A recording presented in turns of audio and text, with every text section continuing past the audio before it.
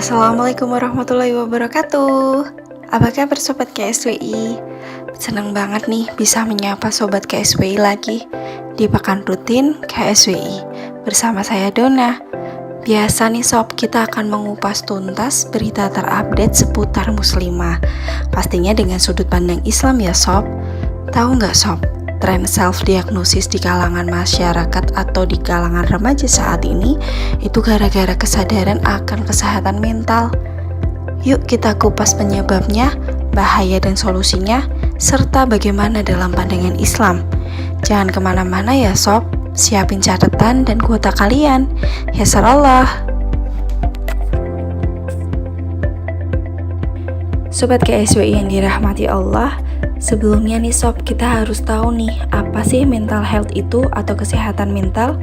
Menurut WHO, kesehatan mental merupakan kondisi dari kesejahteraan yang disadari individu yang terdapat kemampuan untuk mengelola stres yang wajar serta berperan di lingkungannya.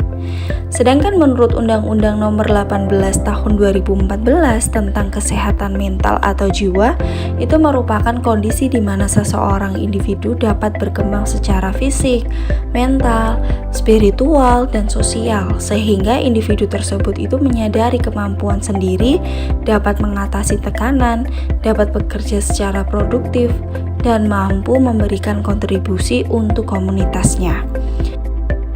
Nah Sob, kesehatan mental mempunyai pengaruh terhadap fisik seseorang dan juga produktivitas seseorang.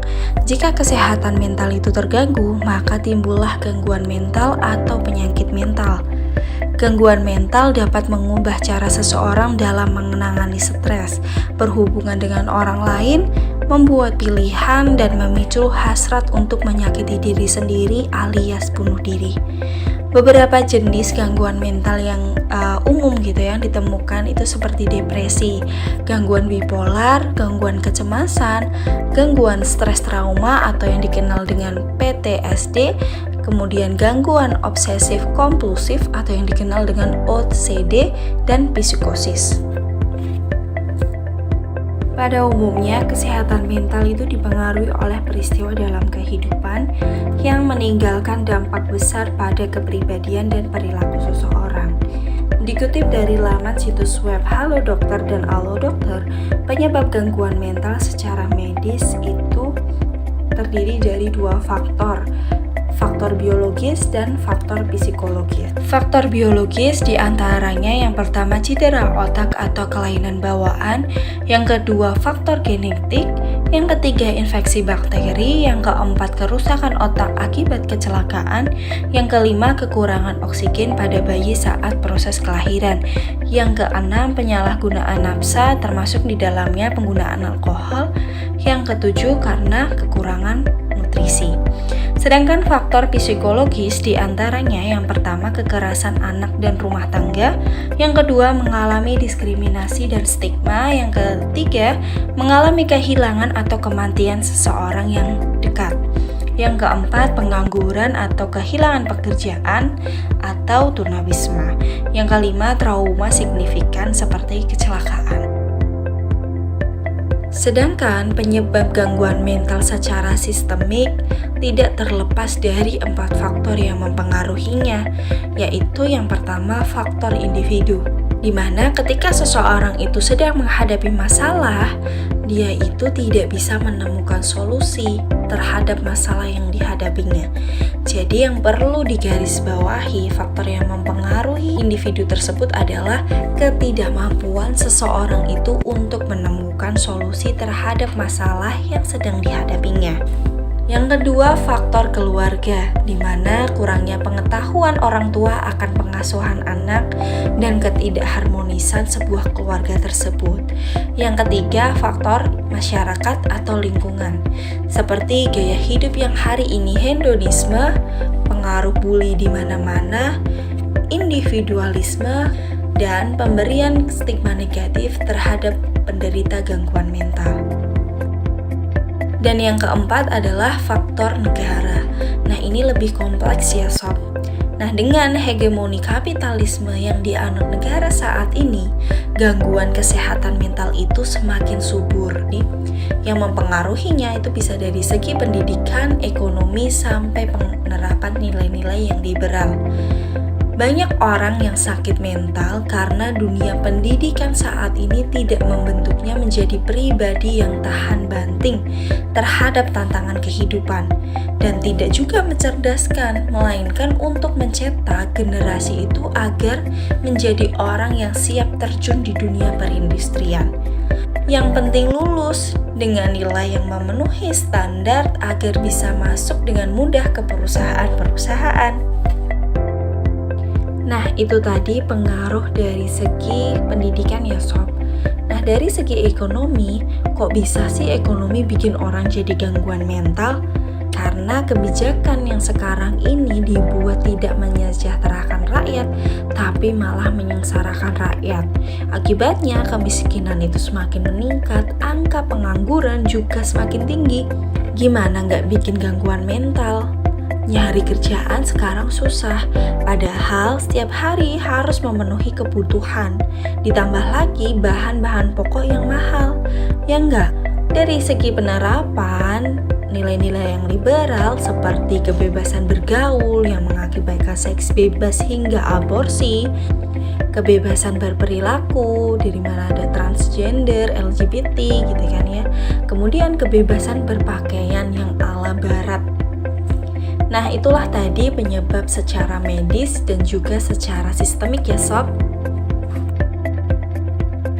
Dan faktanya sob, berdasarkan riset kesehatan dasar atau Riskesdas 2018 menunjukkan lebih dari 19 juta penduduk itu berusia lebih dari 15 tahun mengalami gangguan emosional. Dan lebih dari 12 juta penduduk berusia lebih dari 15 tahun itu mengalami depresi.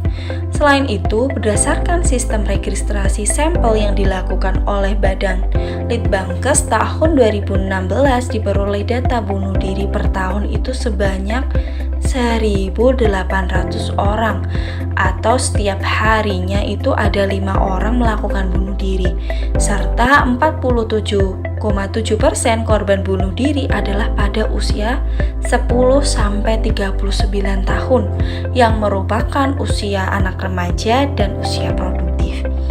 Itulah tadi data kasus yang ada di Indonesia ya sob, belum lagi di mancanegara.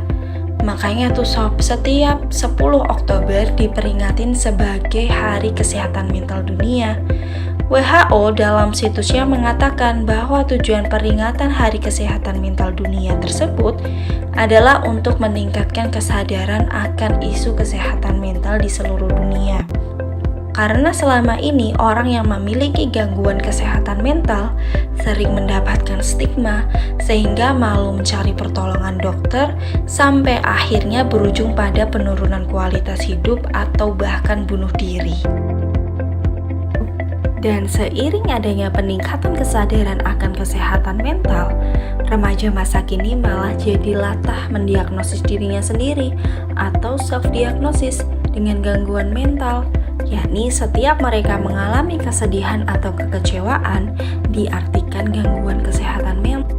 Dan beberapa orang mengatakan dirinya depresi karena adanya beban yang dianggap sangat berat sehingga merasa dirinya itu tertekan, merasa sangat lemah, tidak berdaya dan membandingkan diri dengan orang lain yang dirasa tidak memiliki beban seberat yang dimilikinya.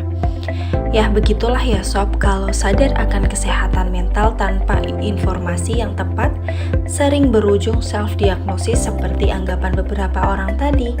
Padahal nih sob, untuk menentukan seseorang punya gangguan mental enggak sesimpel itu loh sob. Ada yang namanya kriteria diagnosis yang harus dipenuhi. Seorang dokter spesialis kedokteran jiwa, Dr. Jimmy Ardian, menuliskan bahwa banyak orang yang belum tahu kalau depresi itu bukan sekedar perasaan sedih.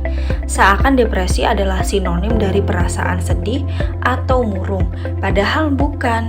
Depresi adalah gangguan medis yang gejalanya itu sangat kompleks. Dari penjelasan tersebut jelas ya sob, untuk mengatakan seseorang itu memiliki gangguan mental seperti depresi, perlu validasi dari ahli dalam hal ini seperti dokter spesialis kejiwaan atau bisa juga seorang psikolog. Kasus latah self-diagnosis terhadap gangguan mental sering kita jumpai di media sosial saat ini. Salah satunya postingan remaja ini. Dia menggunakan aplikasi online untuk mengetahui apakah dia sehat secara mental atau ada gangguan mental.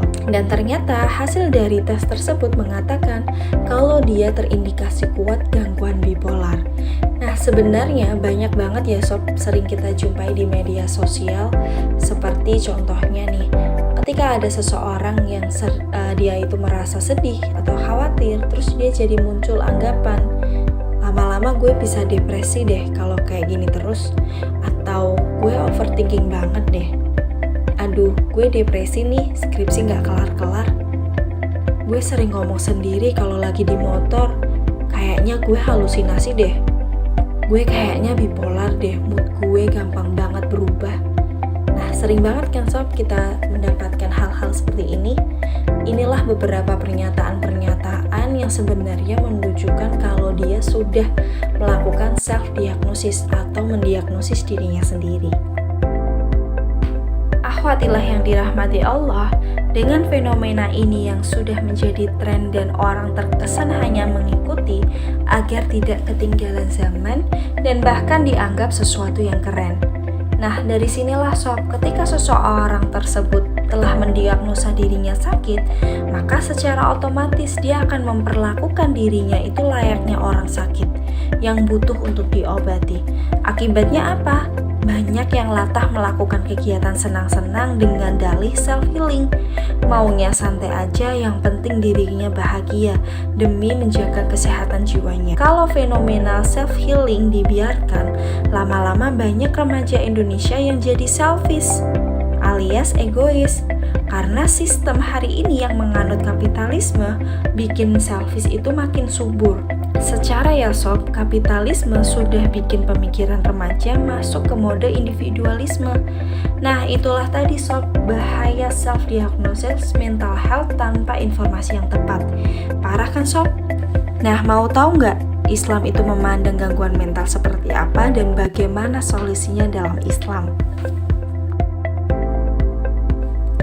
Dalam Islam, merasa sedih, kecewa, khawatir itu adalah suatu hal yang lumrah karena terkait dengan fitrah manusia, yaitu ghorizah atau naluri.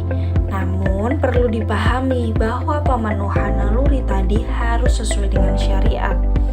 Sehingga ketika kita sedang menghadapi masalah yang menimbulkan rasa sedih, kecewa, atau khawatir karena sedang stres dengan keadaan, misalnya sedang menghadapi skripsi, masalah keluarga, masalah pekerjaan, atau bahkan masalah dengan teman, atau mungkin trauma terhadap sesuatu hal, maka kita jangan larut dengan semua hal itu. Oleh karena itu, secara personal perlu banget nih seseorang itu memperkuat akidahnya, meningkatkan ketakwaan kepada Allah. Dengan begitu pertolongan Allah itu akan semakin dekat. Lalu bagaimana cara cepat kita itu untuk mendapatkan pertolongan Allah? Nih, langsung dikasih jawaban sama Allah lewat Quran surat Muhammad ayat 7. Allah berfirman, "Wahai orang-orang yang beriman, jika kamu menolong agama Allah, niscaya Dia akan menolongmu dan meneguhkan kedudukanmu." Inilah cara cepat mendapatkan pertolongan Allah, dengan fokus kita itu bukan ke masalah kita, tapi kita alihkan fokus kita kepada urusan umat, menolong agama Allah dengan berdakwah dan segala kemampuan kita. Maka Allah akan mempermudah urusan kita dan meneguhkan kedudukan kita.